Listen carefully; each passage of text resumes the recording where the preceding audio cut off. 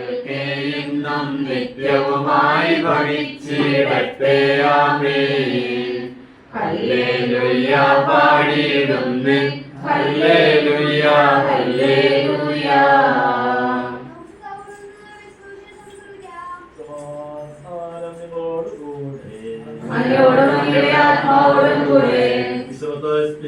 അറിയിച്ച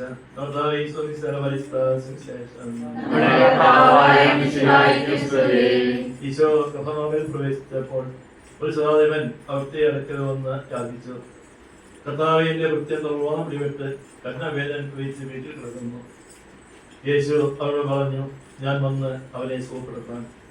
അപ്പോൾ സഹോദരൻ പ്രവചിച്ചു, കർത്താവെ, അങ്ങ് എന്റെ വീട്ടിൽ പ്രവേശിക്കുവാൻ ഞാൻ യോഗ്യനല്ല. ഒരു വാക്ക് വച്ചിട്ട് മാത്രം മതി, എന്റെ കൃത്യം സുഖപ്പെടും. ഞാനും അധികാരത്തിന് കീഴ്പ്പെട്ടവനാണ്. എന്റെ കീഴിലും പടയാളുകളുണ്ട്. അവരിലൂടെ പോവുക എന്ന് പറയുവാൻ പോകുന്നു, അവരിലൂടെ വരിക എന്ന് പറയുവാൻ വരുന്നു. എന്റെ ദാസനോട് ചെയ്യുക എന്ന് പറയുമ്പോൾ അവൻ ചെയ്യുന്നു. ഈശോ കേട്ട് ആശ്ചര്യപ്പെട്ട് എന്നെ അനുഗമിച്ചതിനോട് പറഞ്ഞു, സത്യമായി ഞാൻ നിങ്ങളോട് പറയുന്നു, ഇതുപോലൊരു വിശ്വാസം ഇസ്രായേലിൽ ഒരിടത്ത് പോലും ഞാൻ കണ്ടിട്ടില്ല. വീണ്ടും ഞാൻ നിങ്ങളോട് പറയുന്നു, എടുത്തു നിന്നും നിരവധി ആളുകൾ വന്ന് അബ്രാഹത്തോടും ഇസ്ഹാക്കിനോടും യാക്കോബോടും കൂടെ സ്വന്തത്തിൽ വിരുന്നിരിക്കും. രാജ്യത്തിന്റെ മക്കളാകട്ടെ പുറത്തുള്ള അന്ധകാരത്തിലേക്ക് എറിയപ്പെടും. അവിടെ വിലാപവും പല്ലുകളിയുമായിരിക്കും. ഈശോ സദാനോട് പറഞ്ഞു, പോയിക്കൊള്ളുക, നീ വിശ്വസിച്ചതുപോലെ നിനക്ക് ഭവിക്കട്ടെ.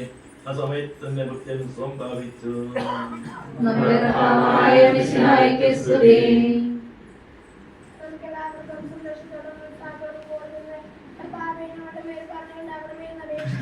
കർത്താവേ, ഞങ്ങളുടെ മേൽ കരുണയാകണമേ.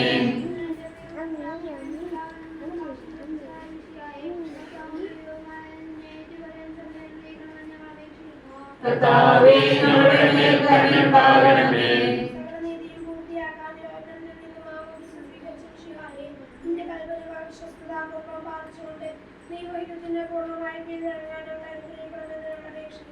കർത്താവേ, ഞങ്ങളുടെ മേൽ കരുണയാകണമേ.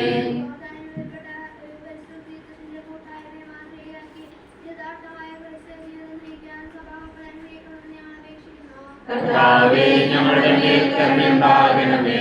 ലോകത്തിന്റെ പ്രകാശമായ ദീനയിലൂടെ ലഭിച്ച വിശ്വാസത്തിൽ വളരാനും സൽപ്രവൃത്തികളാലും നിയമപ്പെടുത്താനും അനുഗ്രഹിക്കണമെന്ന് ഞങ്ങൾ അപേക്ഷിക്കുന്നു. കർത്താവേ, ഞങ്ങളുടെ മേൽ കരുണയാകണമേ.